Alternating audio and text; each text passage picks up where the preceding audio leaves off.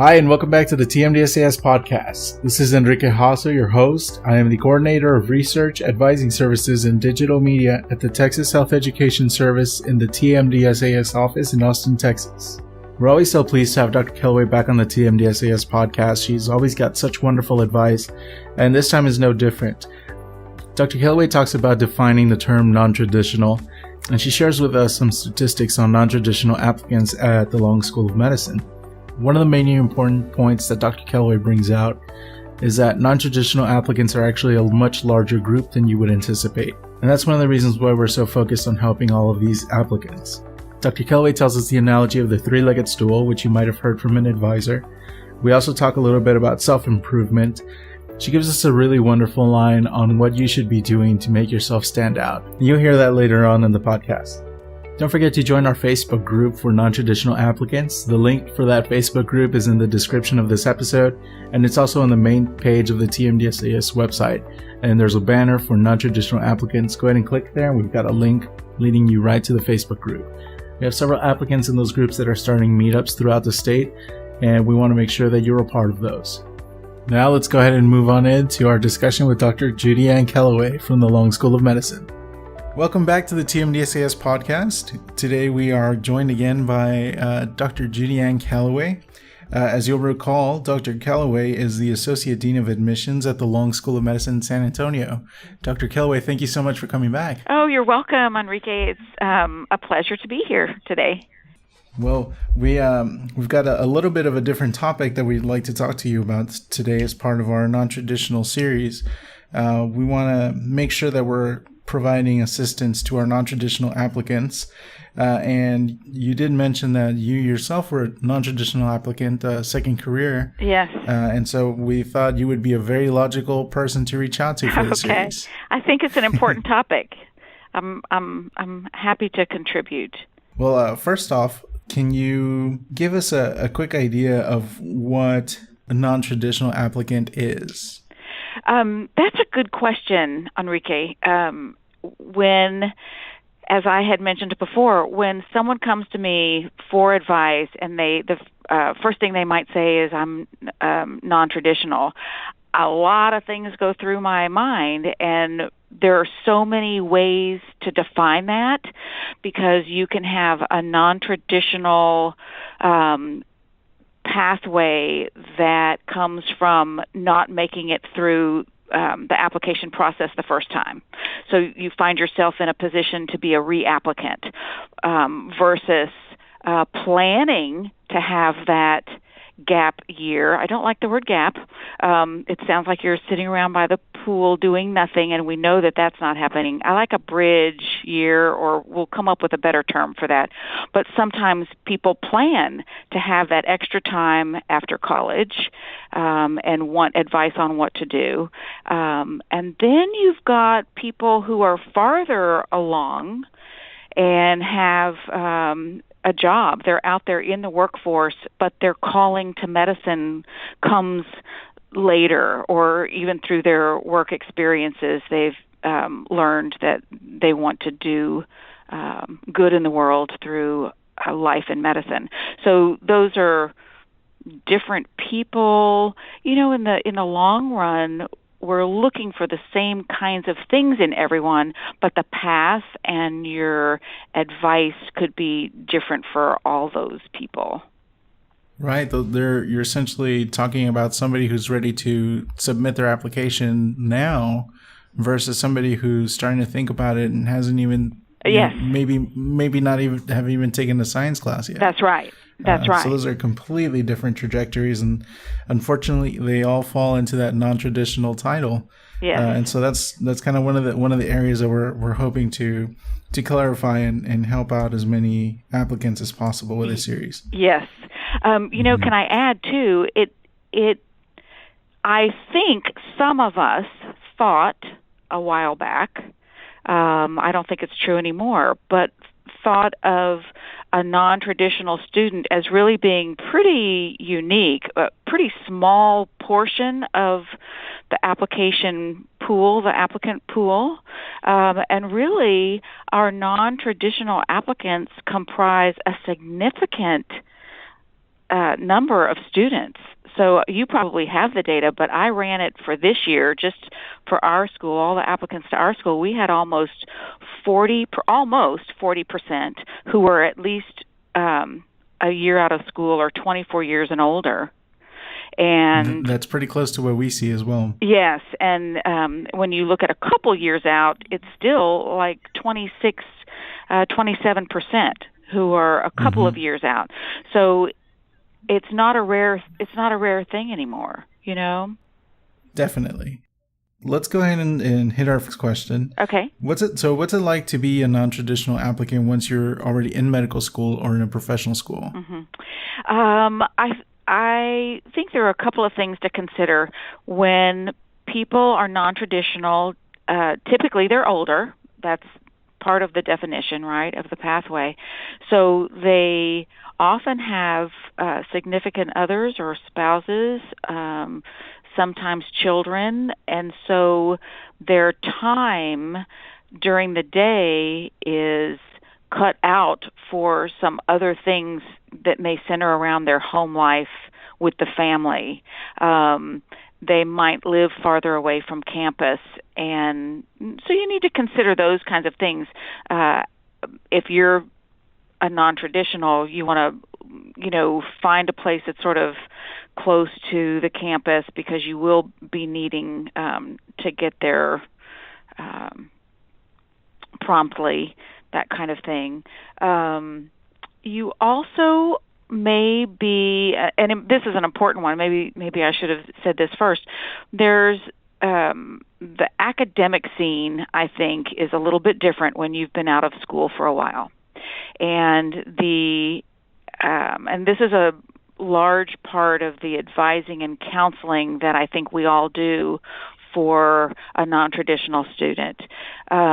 When you have been out of an academic setting for a while, that can pose a particular set of challenges for the medical student who's non-traditional. So we do recommend Khan Academy and some other things if it's prior to matriculating, and certainly coursework and science coursework if it's in the years prior to coming into medical school. But that can pose an issue for people, learning how to study again in an intense, rigorous, fast-paced setting. Right.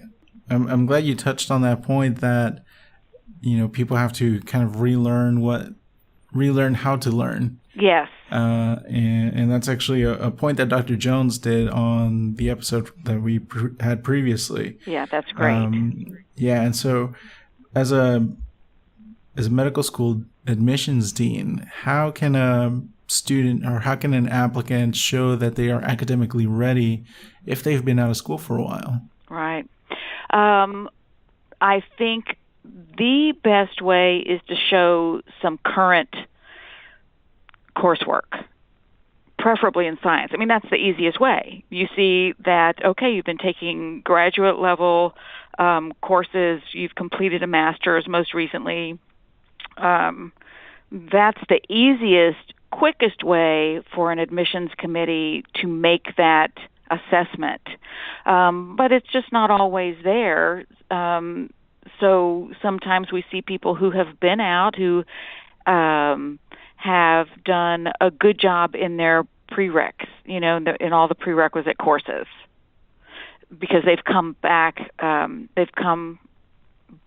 this decision to go to, or they've come to this decision and need to go work on their prereqs. So I think that the admissions committee is looking for grades. The MCAT certainly, those metrics, all of the things revolving around the metric items are going to be important to the admissions committee.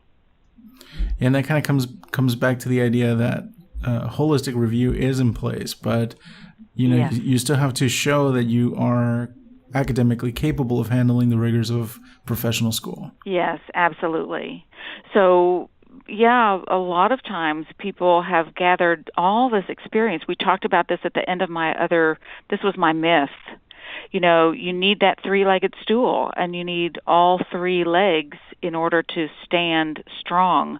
So if you've got a very strong set of personal attributes and a very strong set of experiences, that doesn't make up for having a short leg on that stool for metrics. Yeah, absolutely. You need all three. Yeah.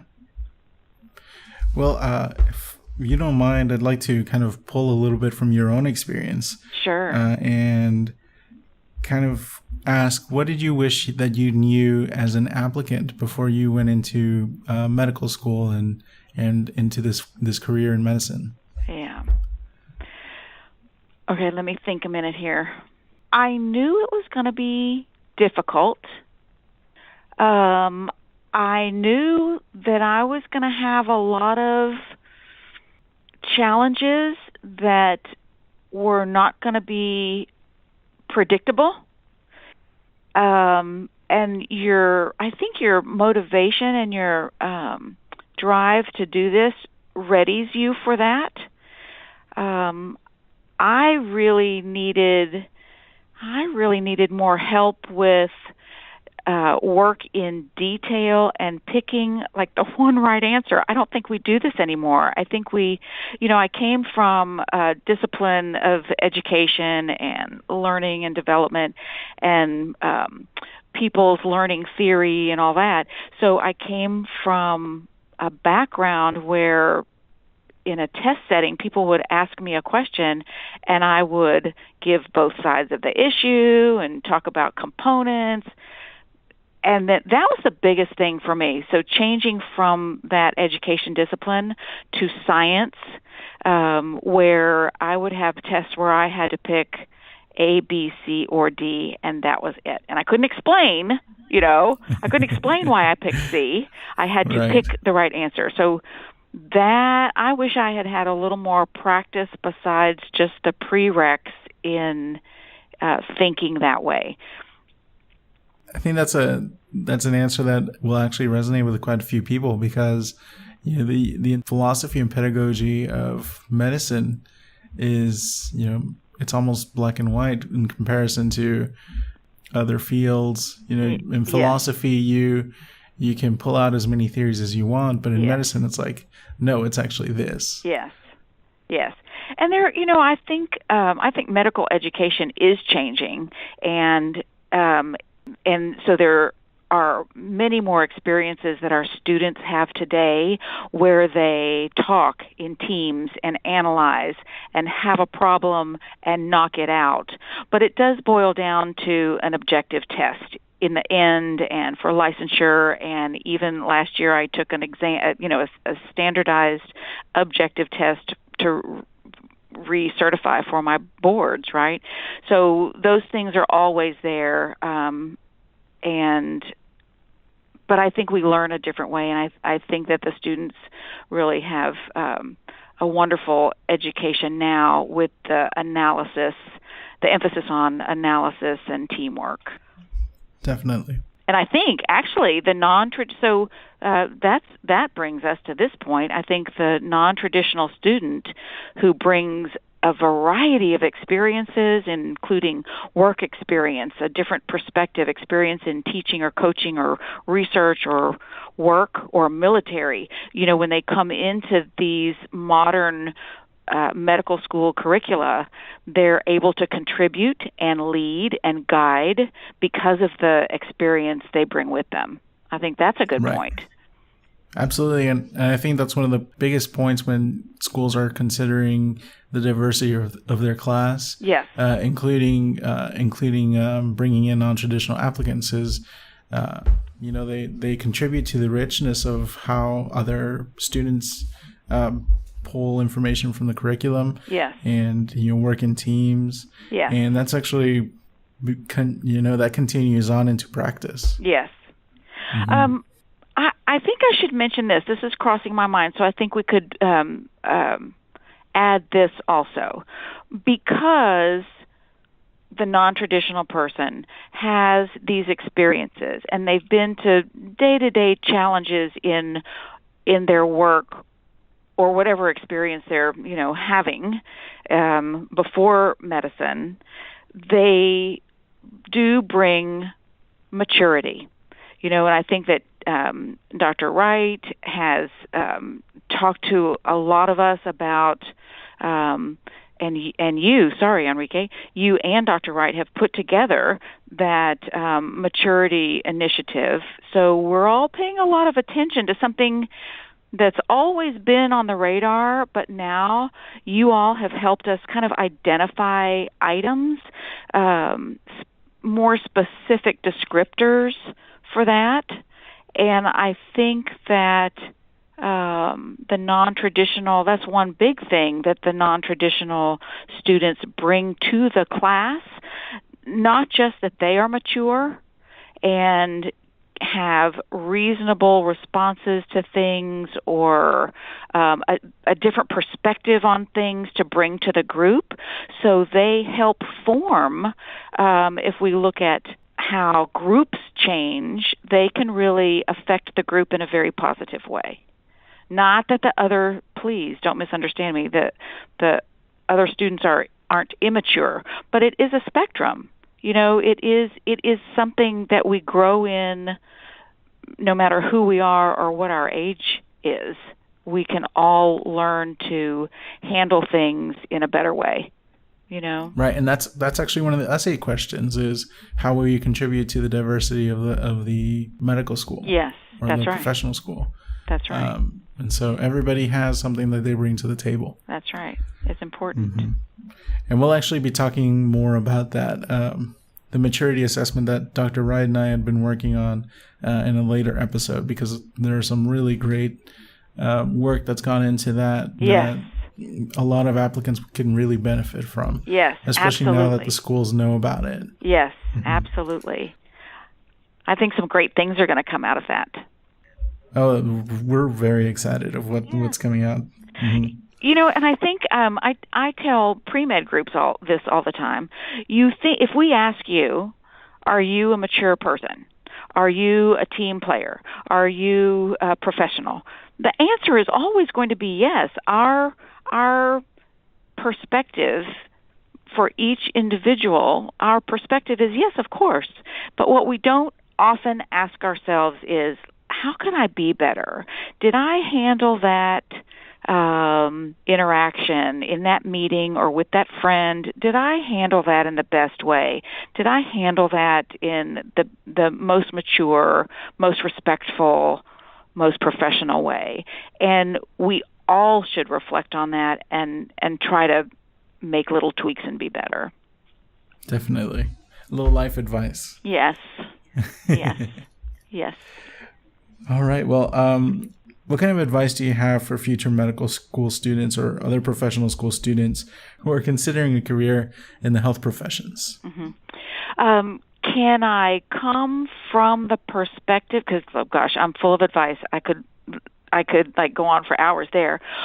So let me say first for non-traditionals that I think there are a couple of important things to consider. First of all, everybody should be looking at the application. They should go to the TMDSAS website, click every click, examine every page to look what is asked of you. If you are in a non-traditional pathway, you're in a situation where it's a little harder to get things accomplished because you're outside the college setting. So we already talked about advice is a little harder to find. But when you look at that personal biography that you're trying to develop to be a strong applicant, the honors, the leadership, the research, those first three, outside of a college setting, you're going to have to be a little creative with the adventures that you take to show those things, or you pull from your college years, okay, into that. Unless you've got a research job, then that's good. But the others are very important: healthcare, community service, and who you are as a person. The extracurricular: are you reaching out, doing things to make you a better person. Those you absolutely have control on.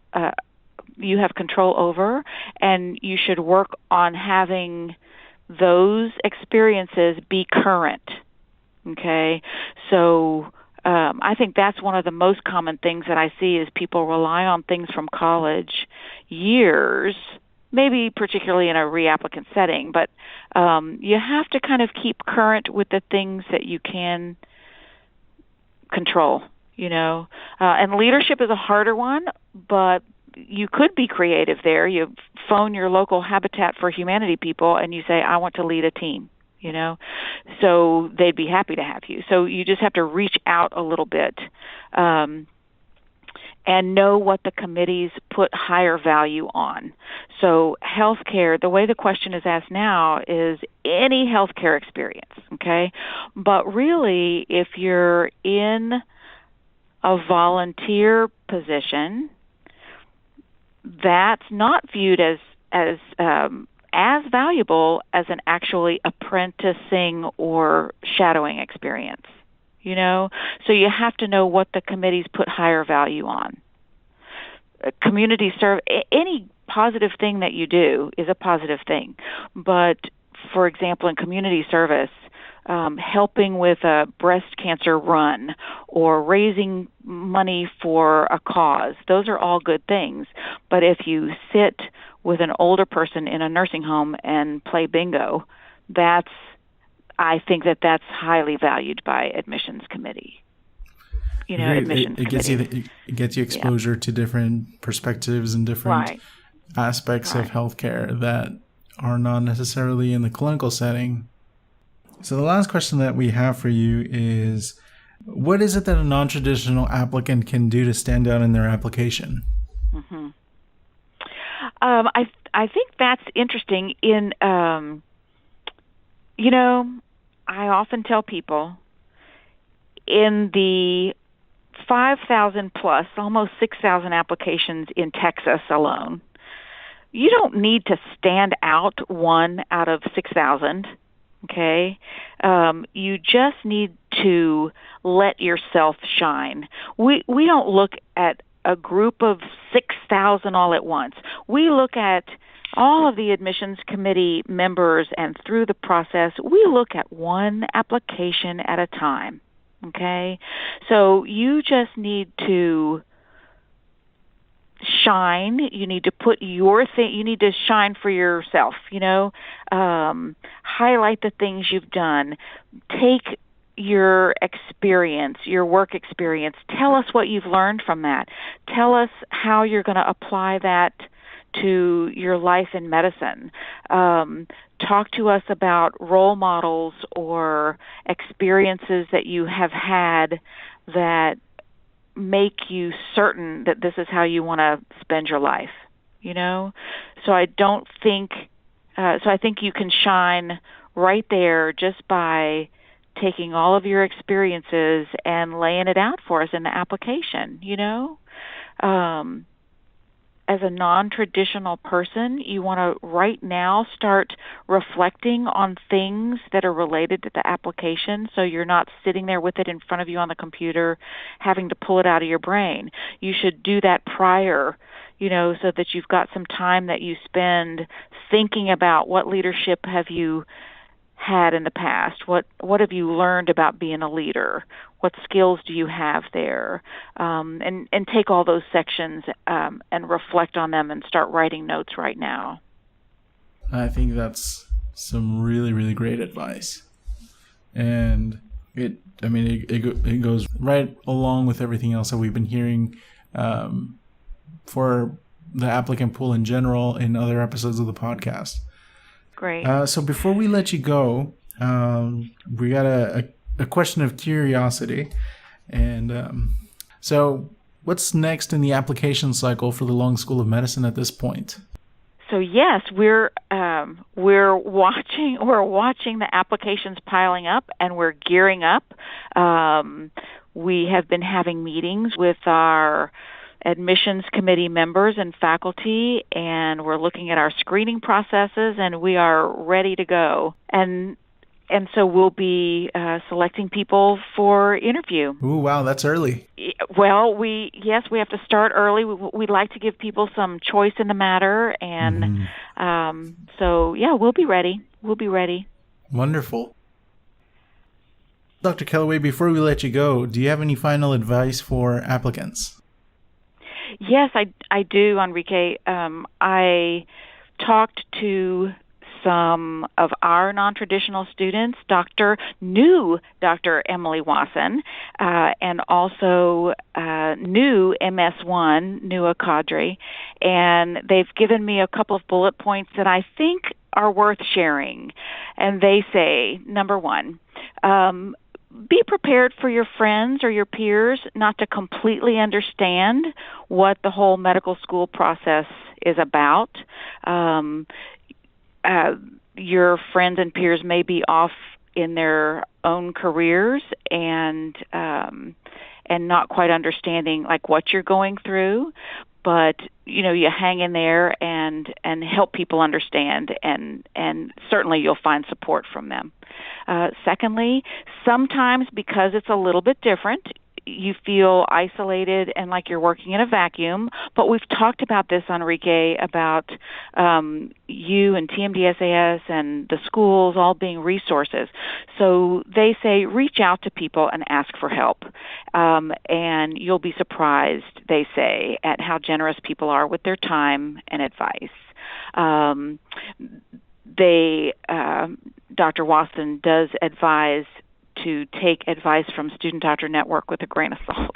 And I would agree with that.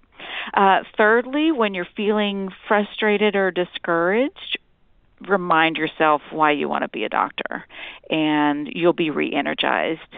Also, enjoy the journey. If you're just stressing the whole time, you're going to miss some lessons and opportunities along the way. So try to enjoy the process. It's easier said than done, but try to calm down about it. You're not competing. You're running your own race. It's your own personal journey, and that should relieve a little stress about it. And lastly, they say persist. If you feel like this is what you're meant to do, go for it, and don't let the naysayers dampen your drive. Ooh, I love that. So I thought that was very good advice coming from two people who have been successful so far in their journey as non-traditional students. Really fantastic advice there. So, great. Thank you so much for sharing that. Yeah, you're very welcome. All right. Well, Dr. Kellaway, can't thank you enough for coming back on the podcast and sharing some even more great advice for all of our applicants, and namely our non-traditional applicants. Yeah, great. It was great to get a chance to help you and help them. So, thank you. It was a pleasure. It's always such a treat to talk to Dr. Kellaway, and she's got so much wonderful advice to share with everybody. One of the things that really stuck out to me was her discussion about you wanting to shine for yourself and not to stand out as one among a sea of several thousand applicants. And I think that really speaks to the fact that these professional schools are not looking for a cookie cutter version. They're looking for individuals who are ready to pursue a career in medicine, in dentistry, and in veterinary medicine. We want individuals, and we want people who are very passionate. So think about how you're conveying your values, your aspirations, and your desire to pursue these career paths in your application and eventually in your interviews. If you found this podcast to be beneficial, please make sure you hit like, and if you could please leave us a review to help us improve the podcast and make sure that we can continue to reach a wider audience, we would really appreciate it. You can always reach TMDSAS on our social media pages, facebook.com/TMDSAS. And also on Twitter, we have two handles, @TMDSAS and @TMDSAS Support. And once again, on behalf of everybody here at TMDSAS, we want to wish everybody all the best of luck in their application this cycle. Thank you very much for listening. We'll talk to you later.